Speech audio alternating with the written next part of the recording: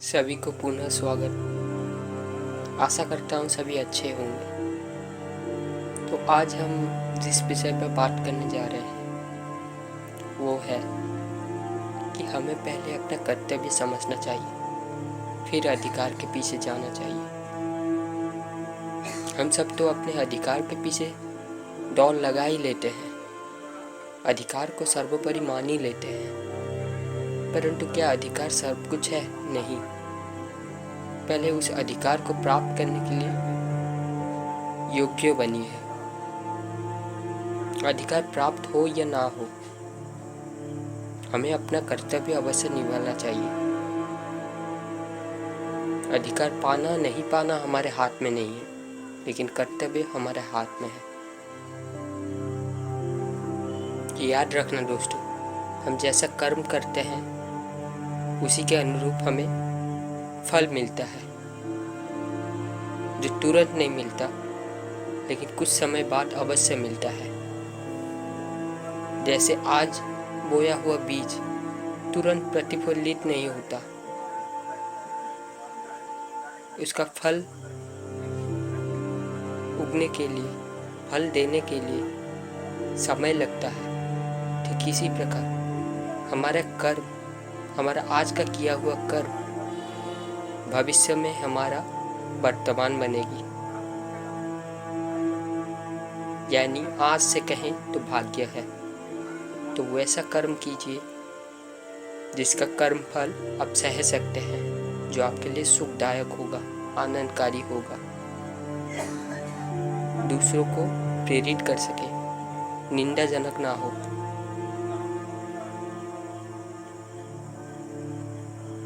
जो दुर्जन व्यक्ति होते हैं, दुष्ट व्यक्ति होते हैं, उन्हें अपने कर्तव्य का भान नहीं होता, वो सिर्फ अपने अधिकारों के पीछे ही भागते रहते हैं और अधिकार के लिए ही लड़ते रहते हैं। वास्तव में सर्वोपरि है सबका हित और सबका कल्याण। अगर आपका अधिकार को छोड़ने में सबका हित और सबका कल्याण निहित है तो फिर उस अधिकार को छोड़ देना चाहिए, परंतु कर्तव्य को कभी त्यागना नहीं चाहिए। कर्तव्य कभी त्यागने योग्य नहीं है, लेकिन अधिकार त्यागा जा सकता है। भगवान राम का भी अधिकार था सिंहासन पर, परंतु उन्होंने कर्तव्य को प्राधान्यता दिया। उन्होंने 14 वर्ष का वनवास स्वीकार किया, अधिकार को त्याग कर।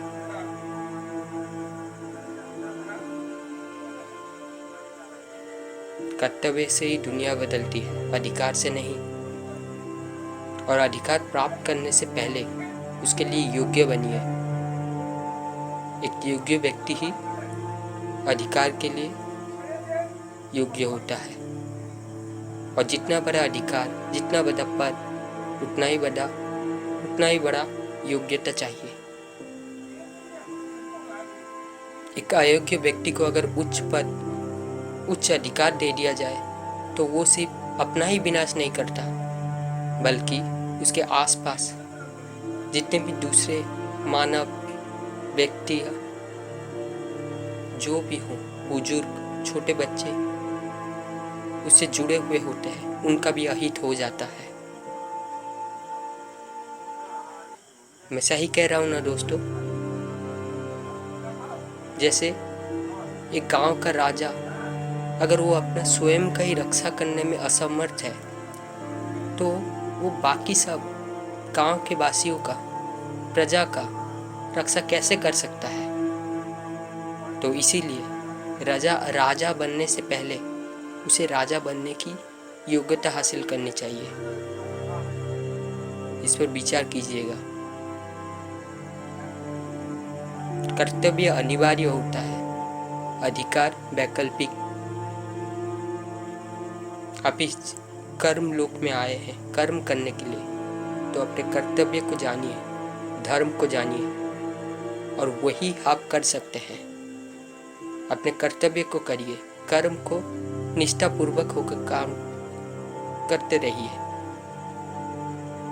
और उसका कर्म फल की चिंता मत कीजिए। क्योंकि जब हम श्रेष्ठ कार्य करते हैं, उच्च कार्य करते हैं, तब हमें कर्म फल की ओर ध्यान देना ही नहीं पड़ता। कौन क्या कह रहा है ये सुनना ही नहीं पड़ता, क्योंकि हम जानते हैं हम सही कार्य कर रहे हैं। और जो सही कार्य करता है वो सबके सामने अकेला खड़ा रह सकता है, अकेला जा सकता है। आज़ादी कभी झुंड में नहीं जाती, वो अकेला ही जाती है। कभी देखा है कभी किसी शेर को झुंड में जाने के लिए, लेकिन बकरियाँ झुंड में जाती है। उन्हें जो असत्य होता है, जो मिथ्या होता है, उन्हें अपनी बातों को रखने के लिए, पुष्टि करने के लिए उनमें साहस नहीं होता, इसीलिए वो दूसरों से सहायता ढूंढते हैं।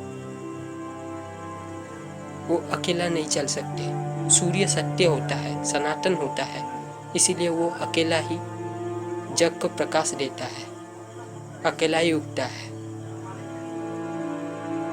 सही ना दोस्तों? कर्तव्य को प्रधानता दो, अधिकार को नहीं। अधिकार ना मिले तो भी अच्छा, अधिकार मिले तो भी अच्छा, लेकिन कर्तव्य ना किए कभी अच्छा नहीं।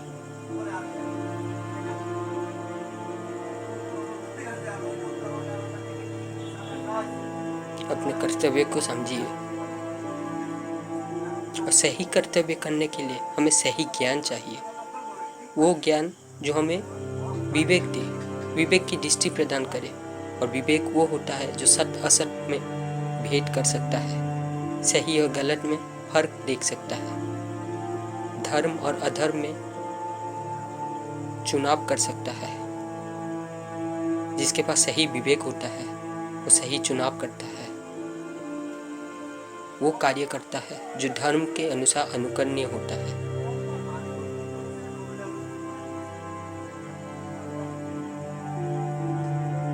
इसीलिए सही ज्ञान लीजिए। सही ज्ञान वो होता है जो आप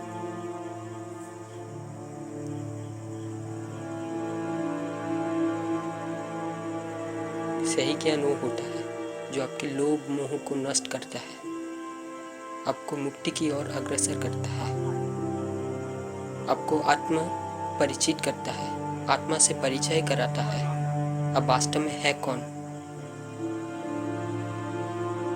ये सब जो बताता है वो सही ज्ञान है।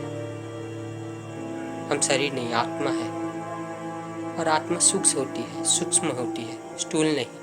इसीलिए आत्मा ज्ञान भी अति से अति सूक्ष्म है, गूढ़ है, गहरा है। इसको ना कोई साधारण मनुष्य समझ सकता है, ना ही कोई समझा सकता है। इसीलिए इसके समझने के लिए एक वास्तविक गुरु के पास जाना पड़ता है। और सोचिए, आज के युग में क्या ऐसे वास्तविक गुरु है? नहीं, सब ढोंगी पाखंडी है। गुरु वो नहीं होता जो चेला बनाने में लगा होता है।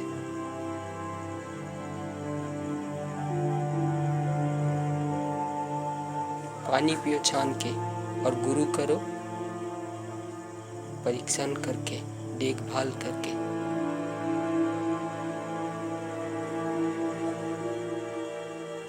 और एक बार जब गुरु कर लिया तब उन पर पूर्ण विश्वास रखो, पूर्ण श्रद्धा रखो। और सांसारिक गुरु महत्वपूर्ण नहीं है। आप अगर पूर्ण श्रद्धा, पूर्ण विश्वास से जो सबसे उच्च है, चाहे वो भगवान का हो, अल्लाह का हो या कुछ और नाम दो, उनके प्रति भी समर्पण होते हो, तो धीरे धीरे आपके मन में, आपके हृदय में प्रेम जागृत होता है। और वही प्रेम आपको धीरे धीरे सही ज्ञान कराता है।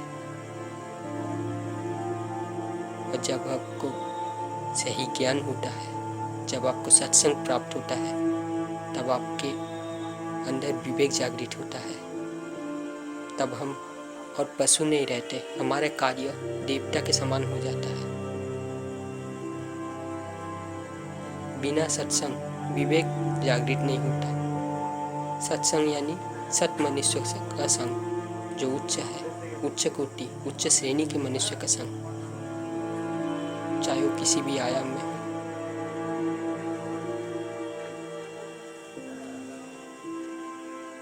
तो दोस्तों, आज का सार यही है कि कर्तव्य हमेशा करणीय होता है।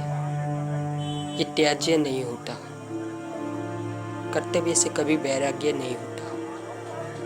कर्तव्य हमेशा करना चाहिए, परंतु अधिकार मिले या ना मिले ये महत्वपूर्ण नहीं रखता।